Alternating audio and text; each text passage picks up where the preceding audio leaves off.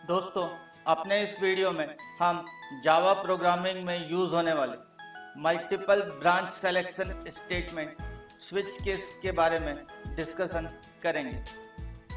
तो आइए देखते हैं स्विच केस के सिंटैक्स को। जावा हमें multiple branch selection statement provide करता है, जिसे हम स्विच केस स्टेटमेंट के नाम से जानते हैं। स्विच के अंदर हमें सबसे पहले एक एक्सप्रेशन स्पेसिफाई करनी होती है और फिर अलग अलग केस कांस्टेंट स्पेसिफाई करने के बाद लास्ट में डिफ़ॉल्ट को स्पेसिफाई करना होता है। एक्सप्रेशन इवेल्युएट होने के बाद उसकी वैल्यू हर एक केस कांस्टेंट से मैच की जाती है।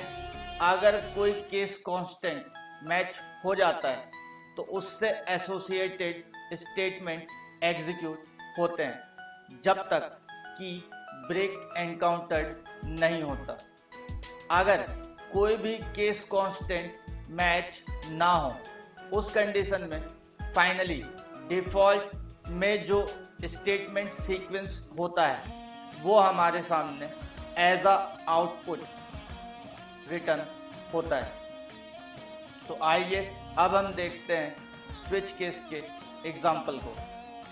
हमने यहाँ पर सबसे पहले स्विच केस नाम से एक क्लास डिफाइन किया है। उसके बाद डे नाम से एक इंटीजर वेरिएबल में वैल्यू 1 स्पेसिफाई की है। फिर स्विच के अंदर एक्सप्रेशन में हमने उसी डे को पास किया है।